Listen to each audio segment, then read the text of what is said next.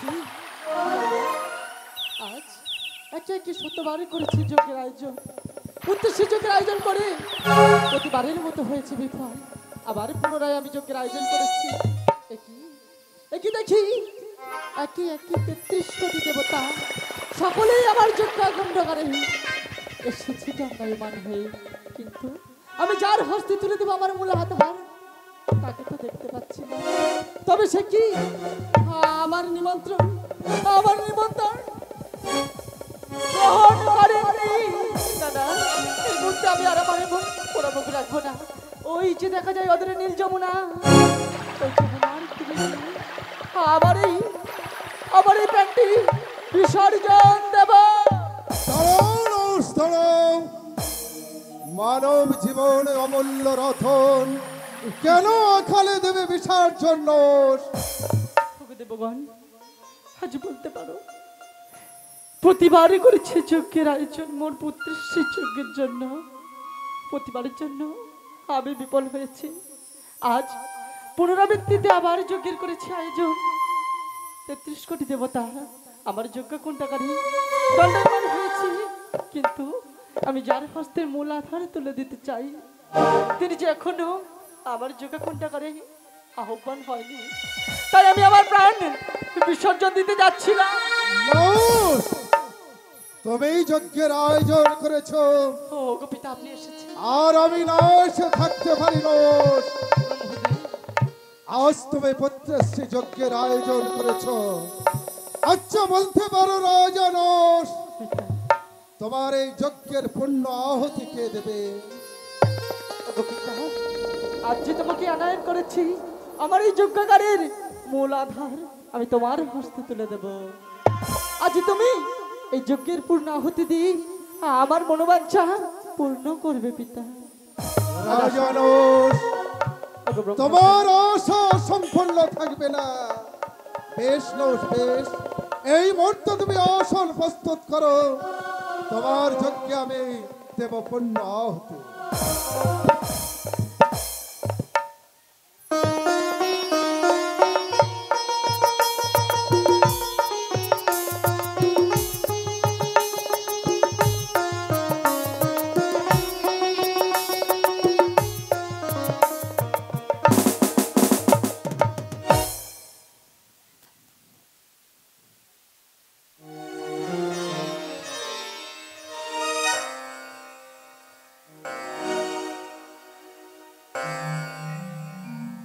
নৌস,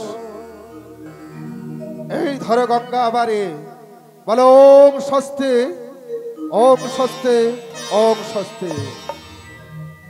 নৌস, আমার সঙ্গে তুমি মন্ত্র বলো। নৌস, ওম সর্বমঙ্গল মঙ্গলে শিবে সর্বত্রে সাধিকে শরণ্যে স্তম্ভাকে গৌরে নারায়ণ নমস্তুতে। ওম গুরু ব্রহ্মা গুরু বিষ্ণু গুরুদেব পরব্রহ্ম এতাহি তস্मै শ্রী গুরবে নমো নমঃ। ওম ব্রহ্মণ্য দেবায় গুরু ব্রহ্মণা হেতায় চ জগদ্ধায় কৃষ্ণ গোবিন্দায় নমো নমঃ। পাপোহং পাপ কর্মং পাপত্ব সম্পূর্ণ নাতে মঙ্গ পণ্ডরে কক্ষ সর্ব পাপ হর হরে। ওম নমঃ শ্রী বিষ্ণু, ওম নমঃ শ্রী বিষ্ণু, ওম নমঃ শ্রী বিষ্ণু। একই দেখছি আমি অগ্নি এখনো নীরব কেন? আমার এই কুমণ্ডলের শীতল বাড়ি দিয়ে আমি এই অগ্নিকে করিলাম নিক্ষেপ।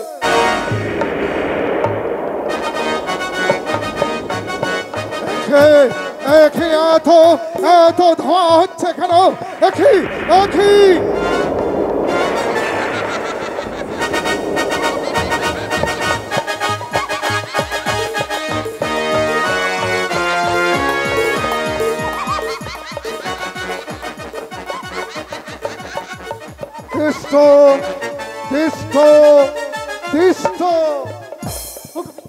আজ বলতে পারো যজ্ঞের পূর্ণ আহুতি দেওয়ার পূর্বে কি অট্টহাসির অহংকারে মেদিনী করেছে ধরো ধরো। আমি সইতে পারছি না পিতা, একটি বাড়ির জন্য বলো না। আমি আমার রাজপ্রাসাদের দিকে পলায়ন করতে চাই।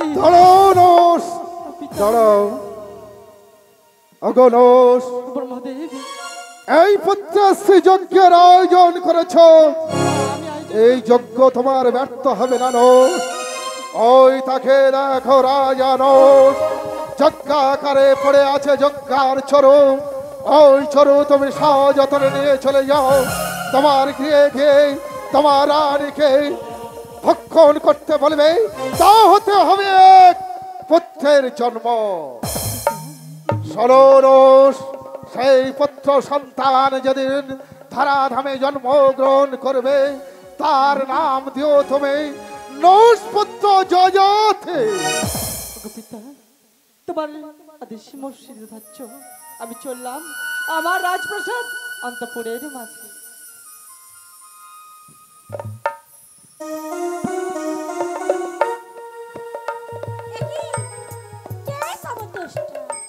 আমি তব শ্রেষ্ঠা।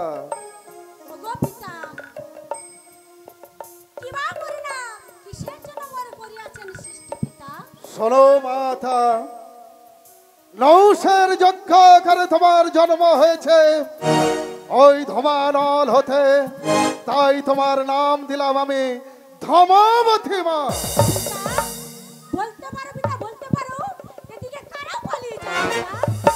আগো মাতা, তোমার এই কশ্যেদ কম্বরম দেখে ওরা সবাই ভয়ে করে পালয়ন। ওদিকে দেবতা মণ্ডলী মা,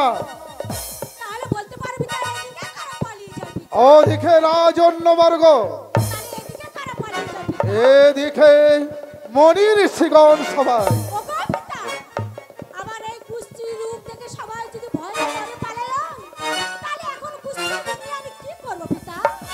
শোনো মাতা, ওই অদূরে দেখা যায় রূপ সরোবর, ওই রূপ সরোবরে ডুব দিয়ে তোমার রূপের পরিবর্তন করো মা।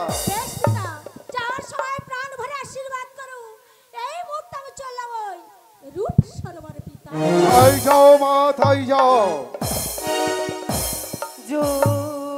কানালে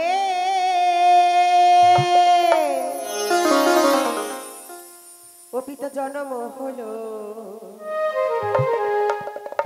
নামটি কি বলো,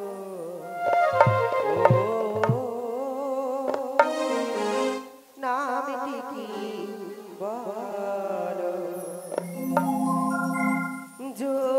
কানালে জন্ম হলো, নামটি কি বলো, নামটি কি বলো।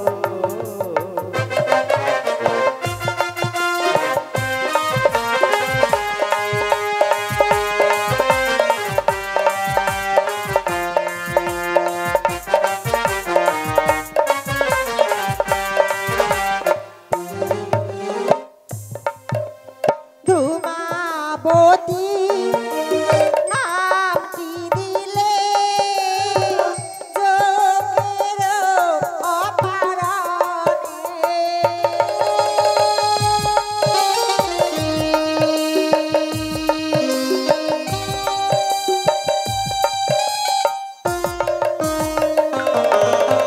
ধূমাবতী নামটি দিলে যোগের অপরাধে, যোগের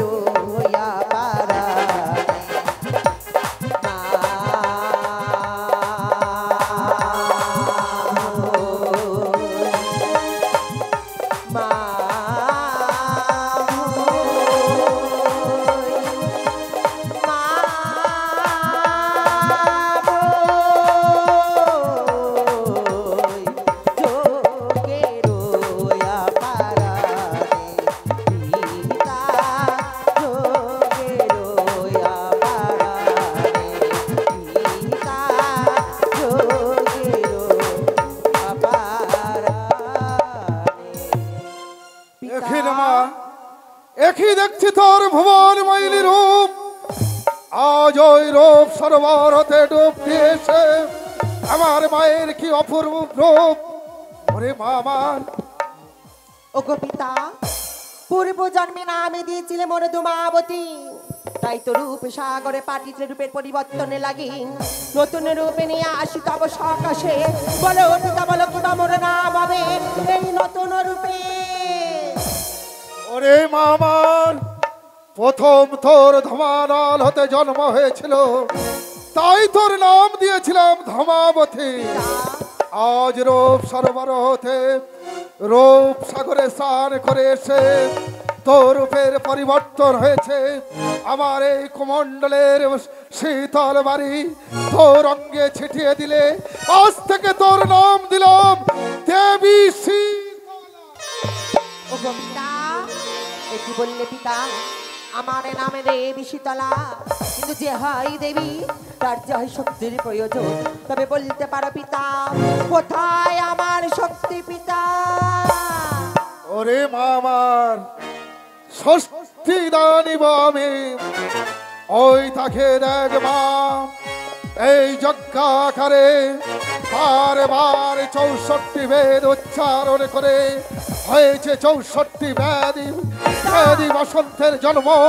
তাই এই ব্যাধি বসন্তের জননী তুই, দেবী হতে মহাদেবী দেবী শীতলা।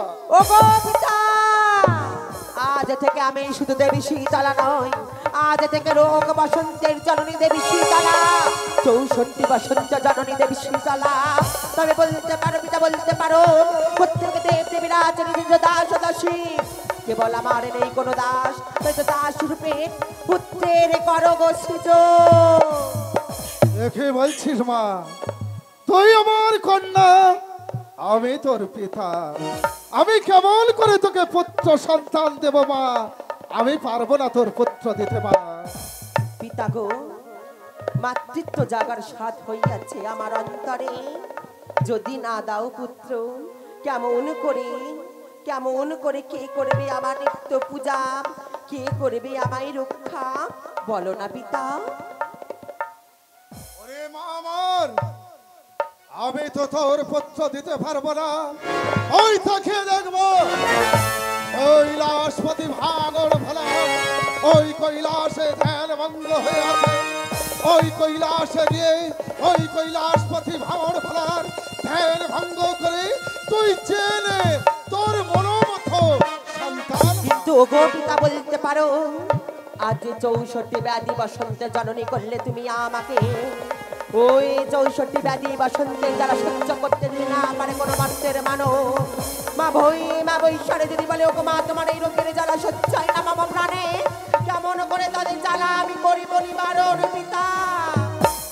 ওরে মামার, আজ তোর হস্তে আমি তুলে দিলাম এই সুবর্ণময় চামর মা।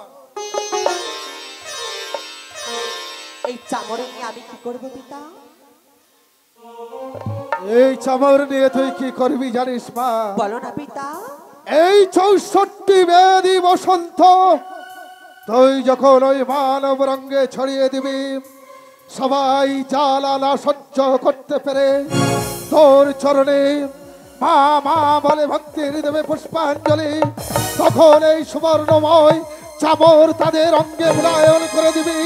দেখবি মা, তারা সকল জ্বালায় অবসান হয়ে যাবে। কিন্তু ওগো পিতা, রোগের জ্বালা সহ্য করতে না পেরে কোনো মানুষের মানবী হলো ছেড়ে পরলোকে করে গমন, কেউ যদি বলে মা আমার স্বামীর প্রাণী ফিরিয়ে দাও, কেউ বা বলবি আমার সন্তানের প্রাণী ফিরিয়ে দাও, বিনিময়ে তোমারই চরণে আমি দণ্ডি দেব, তোমারই চরণে হাতে মাথায় ধুলো মোড়াবো, পঞ্চদুয়ারে ভিক্ষা করে করিব তোমার পূজা। বলো না পিতা, সেই আর্তনাদের সারা আমি কেমন করে দেব? তুই ঠিক বলেছিস রে বাবা, আমি তোর হস্তে তুলে দিলাম এই সুবর্ণময় কুম্ভবারে। এই কুম্ভবাড়ির বাড়ি নিয়ে মেথ সঞ্জমের কুম্ভের বাড়ি যখন ওদের অঙ্গে তুই ছিটিয়ে দিবি, দেখবি ওরা পুনরায় আবার প্রাণ ফিরে পাবে মা। তাই ভাবি পিতা, তবে তাই হোক পিতা, আজ যখন তুমি দিতেই পারবে না পুত্র, তবে গেলাম ওই খুল্ল তাতুর কাছে। কিন্তু ওগো পিতা, যদি পড়ি বিপদে, যদি পিতা বলে তোমায় করি স্মরণ, তুমি আমায় দর্শনে দিও পিতা। ওরে মা আমার, কোনদিন যদি কোনো বিপদে পড়িস, একটিবার তুই আমায় পিতা পিতা বলে ডাকবি, দেখবি মা আমি তোর কাছে গিয়ে তোর সমস্যার সমাধান করে তবে দেব। তাই হোক পিতা, এই মুহূর্তে চলিলাম ওই সাদের কৈলাস শিহরে।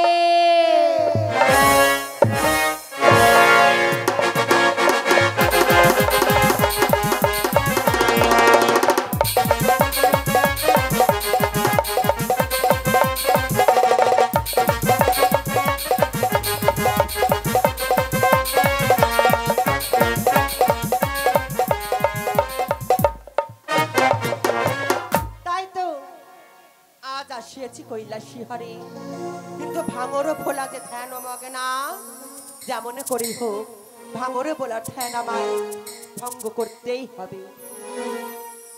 ও ভোলা না, হে ভোলা না, করুণা করো তুমি দয়ার সাগর। ভোলানা হে ভোলানা, করুণা করো তুমি দয়ার সাগর। ভোলা না, হে ভোলা না, করুণা করো তুমি দয়ার সাগর। ভোলানা হে ভোলানা, করুণা করো তুমি দয়ার সাগর। একটি পুত্রের লাগে আসিয়াছি কাছে, দাও পিতা একটি পুত্র আমারও কোসরে। ভোলানা হে ভোলানা, করুণা করো তুমি দয়ার সাগর। নন্দিনী মাসি তলা আসিয়াছি তব কাছে, ও মোর পিতা। ভোলানা হে ভোলানা, তুমি করুণা করো তুমি দয়ার সাগর। ভোলা না,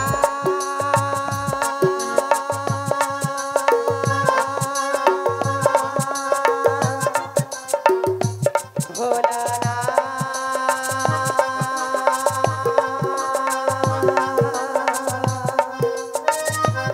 ভোলা না,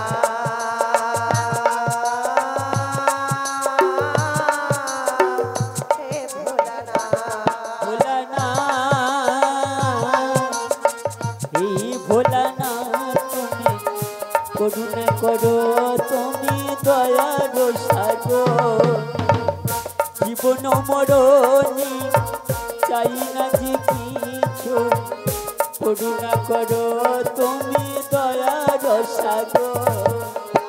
করুণা করো তুমি দয়ার সাগর। করুণা করো তুমি দয়ার সাগর।